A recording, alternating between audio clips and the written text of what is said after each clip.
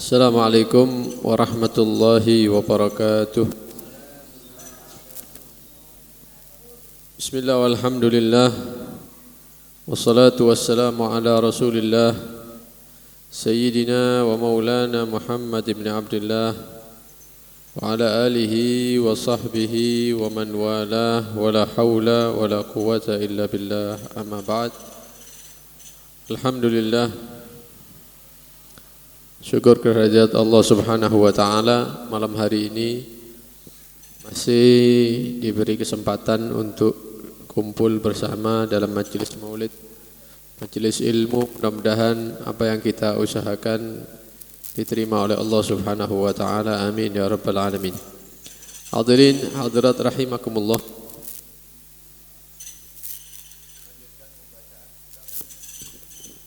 melanjutkan pembacaan kitab Bidayatul Hidayah karya Hujjatul Islam Abi Hamid Muhammad bin Muhammad Al-Ghazali, masih dalam pembahasan dukhulil masjid, masuk ke masjid sampai tulu'i syamsi, amal-amal sampai terbitnya matahari. Bahas yaitu wirid setelah sholat fardu, kemudian juga doa-doa yang dianjurkan, lebih-lebih yang diajarkan oleh Rasulullah SAW, baik kepada keluarga maupun kepada sahabat-sahabatnya, juga doa-doa para anbiya, para nabi-nabi Allah salawatullah alaihim ajma'in. Terakhir kemarin yaitu doa yang diajarkan oleh Rasul sallallahu alaihi wasallam kepada istrinya Siti Aisyah ridwanullah alaiha. Kemarin ini sudah kita terjemahkan. Allahumma inni as'aluka minal khairi kullihi ajilihi wa ajilihi ma alimtu minhu wa ma lam a'lam, wa a'udzubika minasyarri kullihi ajilihi wa ajilihi ma alimtu minhu wa ma lam a'lam, wa as'aluka al-jannata wa ma qarraba ilaiha min qawlin aw amalin aw i'tiqad, wa a'udzubika minan nar wa ma qarraba ilaiha min qawlin aw amalin aw i'tiqad, wa as'aluka min khairi ma sa'alaka minhu 'abduka wa nabiyyuk Muhammad sallallahu alaihi wasallam, wa asta'idzuka mimma sta'adzaka minhu 'abduka wa nabiyyuk Muhammad sallallahu alaihi wasallam. Allahumma ma qadaita li min amrin faj'al 'aqibatahu rasyada. Ini kemarin yang kita pelajari di pertemuan sebelumnya. Sekarang masuk ke doa yang kedua. Kata beliau, "Tsumma da'u bima awsa bihi Rasulullah sallallahu alaihi wasallam Fatimah radhiyallahu anha." Kemudian berdoalah dengan doa yang pernah diwasiatkan oleh Rasulullah sallallahu alaihi wasallam kepada putrinya Fatimah. Rasulullah pernah wasiat kepada Siti Fatimah untuk berdoa dengan doa ini. Apa doanya? Ya Hayyu ya Qayyum, wahai zat yang maha hidup, yaitu Allah. Ya Qayyum, wahai zat yang maha mengurusi, yang berdiri sendiri. Birahmatika astaghith, berkat rahmatmu aku memohon pertolongan. La takilni ila nafsi, jangan engkau pasrahkan diriku kepada diriku sendiri. Wala ila ahadin min khalqik, atau engkau pasrahkan aku kepada salah satu daripada makhlukmu. Tarfata ain, walaupun sebentar saja, walaupun ukuran kedipan mata. Ada ulama yang mengartikan tarfata ain, walaupun urusan sekecil apapun, walaupun ngedipkan mata, jangan engkau pasrahkan kepada diriku sendiri atau kepada makhluk. Minta ya supaya yang ngurus semuanya itu Allah Subhanahu wa ta'ala. Wa aslih li sya'ni kullah, dan perbaikilah urusanku semuanya. Jadi doa ini pertama menyebutkan Ismullah, nama di antara nama-nama Allah yang agung. Dikatakan oleh Nabi, ya Hayyu ya Qayyum. Nah, di dalam mengucapkan ya Hayyu ya Qayyum sebelum berdoa ini ada pembahasan atau ucapan-ucapan para ulama kita, yang mana mereka mengatakan dari sekian banyak nama Allah Subhanahu wa ta'ala ada beberapa nama yang kalau kita sebut sebelum kita berdoa maka doa kita diijabah, atau istilah para ulama itu Ismullahil A'zam, nama Allah yang paling agung. Nah, di antara para ulama yang berpendapat apa itu nama yang ketika disebut kemudian kita berdoa pasti diijabah oleh Allah, yaitu nama Allah ya Hayyu ya Qayyum. Jadi sebelum berdoa, setelah baca basmalah, hamdalah, salat ala Nabi sallallahu alaihi wasallam, kemudian menyebut nama Allah dua ini, ya Hayyu ya Qayyum, baru kita berdoa. Bi rahmatika astaghits, la takilni ila nafsi wala ila ahadin min khalqik tarfata ain, wa aslih li sya'ni kullah. Kata para ulama, siapa yang berdoa setelah mengucapkan ya Hayyu ya Qayyum, maka doanya pasti diijabah oleh Allah Subhanahu wa ta'ala. Oleh karena itu Nabi ketika berwasiat kepada putrinya Sayyidah Fatimah, Siti Fatimah, mengajarkan doa, maka doanya dibuka dengan ya Hayyu ya Qayyum. Thumma qul ma qalahu Isa. Yang ketiga, kemudian berdoalah dengan doa yang pernah diucapkan oleh Nabi Allah Isa ala nabiyina wa alaihi salatu wassalam. Apa doanya? Allahumma ya Allah, inni asbahtu, sesungguhnya aku di pagi ini la astati'u daf'a ma akrah, tidak mampu untuk menolak sesuatu yang buruk yang akan menimpaku. Kalau ada sesuatu yang buruk yang akan menimpa kita, kita tidak mampu untuk menolak, karena kita makhluk yang lemah. Wala amliku naf'a ma arju, dan manfaat kebaikan-kebaikan yang aku harapkan aku tidak mampu untuk mendatangkannya. Tidak bisa kita di satu pagi misalnya kepingin ini, berharap itu misalnya, tidak bisa kita mendatangkan itu semua. Yang bisa mendatangkan adalah Allah Subhanahu wa ta'ala. Wa asbahal amru kulluhu biyadi ghairi, dan saat ini urusanku semuanya bukan ada pada tanganku, tapi ada di tangan yang lain, yaitu di tangan Allah Subhanahu wa ta'ala. Urusan saya ini tidak ada di tanganku, tapi ada di tangan Allah. Wa asbahtu murtahanan bi'amali, dan saat ini pagi ini amal-amalku itu tercegah, artinya terangkat, diterima oleh Allah atau tidak kita tidak tahu. Tidak ada kekuatan untuk berusaha untuk amal itu pasti diterima oleh Allah. Fala faqira afqar minni, maka tidak ada yang lebih butuh saat ini melebihi saya. Tidak ada yang fakir melebihi kefakiranku. Ya, tidak ada yang melas, ya, butuh pemberian melebihi daripada saya. Allahumma la tushmit bi aduwi, ya Allah jangan kau buat menang itu musuh-musuhku. Wala tasuk bi sadiqi, teman-temanku jangan sampai mereka berbuat buruk kepadaku. Wala taj'al musibati fi dini, jangan engkau jadikan musibahku itu menimpa terhadap agamaku. Wala taj'alid dunya akbara hammi, jangan jadikan semangatku itu untuk urusan dunia. Wala mablagha ilmi, dan puncak daripada pengetahuanku hanya terbatas urusan duniawi.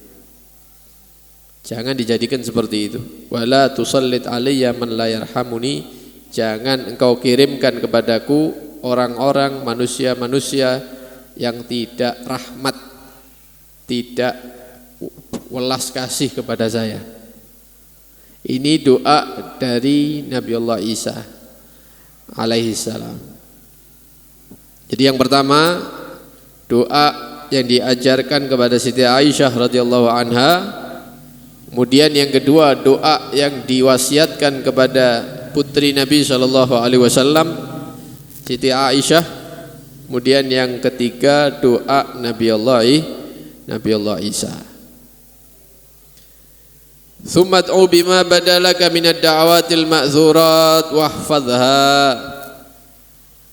Ini kalau bisa doa-doa seperti ini dihafalkan, kata beliau Imam Ghazali. Setelah itu mau doa yang lainnya juga boleh. Apalagi doa-doa tadi itu telah disebutkan oleh para ulama. Termasuk Al-Imamul Ghazali menyebutkan banyak sekali doa-doa yang datang daripada Nabi-Nabi Allah, datang dari Nabi Muhammad SAW, dan datang daripada orang-orang yang soleh. Ada di kitab beliau, kitab Ihya Ulumuddin. Ada di kitab Bid-Da'awat, ada bab khusus itu. Ini bagi yang berkeinginan untuk nambah begitu ya. Tidak cukup dengan 3-4 doa tapi ingin nambah lagi. Silakan dipelajari atau dihadiri majelis-majelis yang dibacakan kitab Ihya Ulumuddin karya Al-Imamul Ghazali. Yang terakhir, wal takun awqatuka ba'da salati ila tulu'i syamsi muwazza'atan ala arba'i wadhaif. Kata beliau, setelah sholat subuh, setelah baca wirid sholat, setelah doa selesai, sholat jamaahnya selesai, biasanya kan salaman-salaman begitu ya.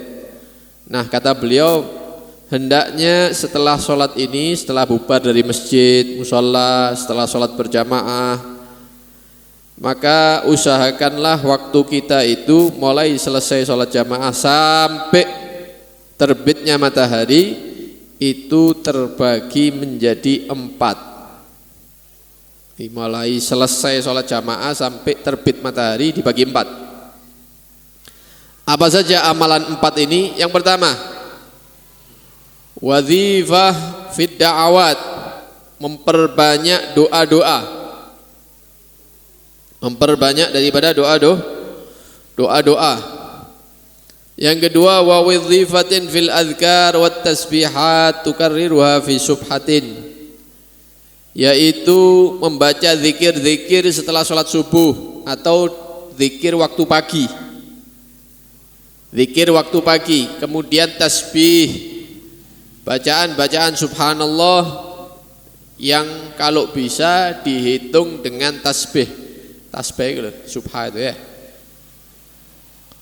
Ini biasanya digunakan kalau hitungannya banyak. Kalau hitungannya dikit biasanya pakai jari biasanya. Kalau sudah ratusan, 100, 200, biasanya ulama-ulama kita itu pakai tasbih gitu ya. Pakai tasbih. Nah, yang pertama dan kedua ini alhamdulillah ulama-ulama kita ini sudah mencetak kitab-kitab wirid-wirid. Ya, macam-macam, ono majmu' latif ya. Ada Khulasatul Madad itu An-Nabawi. Ada juga Amalul Yawmal Lailah, amal sehari satu malam. Itu sudah di dalamnya diatur wirid, zikir, doa-doa yang dibaca di pagi hari sudah ada. Tinggal kita lihat halamannya saja. Wirid, zikir, doa setelah subuh misalnya, pagi hari mulai halaman sekian sampai halaman sekian. Nah, itu dibaca. Berarti kita telah menjalankan yang pertama dan kedua. Apa itu? Memperbanyak doa di pagi hari dan memperbanyak zikir. Tidak usah dolek-dolek mana. Ya, dek, kitab-kitab hadis sudah dijadikan wis mateng. tinggal kita beli kitab wiridnya, kita baca pagi-pagi. Ya, kita baca pagi-pagi. Itu yang pertama dan yang kedua. Yang ketiga, wa wadhifatin fi qiraatil Qur'an. Mari sholat subuh kalau bisa baca Quran. Setelah sholat subuh kalau bisa baca Quran. Kalau takut tak bisa baca Quran di rumah, ya ketika selesai sholat berjamaah masjid atau di musola, aja mulai sih ambil Quran dulu, maca sih. Ya, 1 lembar, 2 lembar misalnya. Atau kalau masih ada keinginan ya 3 lembar, 4 lembar. Kalau punya semangat yang besar ya ndak pulang kecuali setelah baca 1 juz misalnya. Mari ngono Qur'ane ditele baru pulang. Enak ndak ono sing ganggu kalau seperti itu.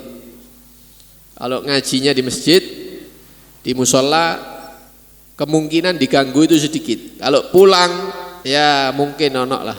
Ya gangguan-gangguan itu pasti ada. Bu pasangannya ya, suaminya atau istrinya si kait nyekel Quran dikongkon tuku LPG mereka. LPG ini entek dan sarapan. Atau anaknya misalnya. Ya semacam-macam, namanya orang mau amal. Ya pasti ada saja. Nah, kalau memang takut terganggu, ya mari sholat jamaah jangan pulang dulu. Ngaji 5 menit, 10 menit ngaji Quran begitu. Mari ngono dikai tanda. Menit ditutup no ngajinya. Gitu. Yang terakhir wadhifatin fit tafakkur. Ya. Yaitu kita sediakan waktu untuk tafakkur. Tafakkur itu memanfaatkan pikiran, otak, tapi nilainya ibadah di sisi Allah Subhanahu wa ta'ala. Kalau kita kan seringnya kan mikiri utang ya. Ya pembayari. Ya, mari ini ditagih dan lain-lain. Ngeluh. Nah, tapi yang dianjurkan oleh para ulama yaitu memikirkan dosa. Memikirkan dosa ini ada 2. Yang pertama dicelah, tidak boleh. Yang kedua itu bagus, dianjurkan. Yang pertama dicegah itu kalau memikirkan dosa-dosa tapi menyebabkan kita putus asa daripada ampunan Allah dan rahmat Allah. Wis aku iki mlebu neraka model. Nah, ini tidak bagus kalau seperti itu.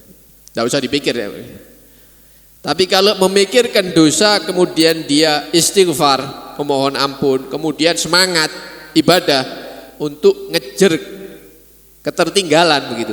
Wis kalah ado aku iki ya, biyen maksiat tok. Wis saiki tak salat sunat. Nah, ini tidak apa-apa, tafakkur seperti itu. Memikirkan dosa yang bagus itu seperti itu. Tapi kalau putus asa daripada rahmat Allah, ini bukan sifatnya orang yang beriman. Kemudian tafakkur memikirkan bahwa kita ini sembrono dalam urusan ibadah. Astagfirullah, biyen-biyen niku ya, ndak salat subuh. Misalnya ndak salat isya, jamaah ndak pernah, salate saono-onoe. Misalnya ya, ndak tahu maca Quran, walaupun Ramadan ndak khatam Quran. Astagfirullah. Nah, ini tafakkur ini.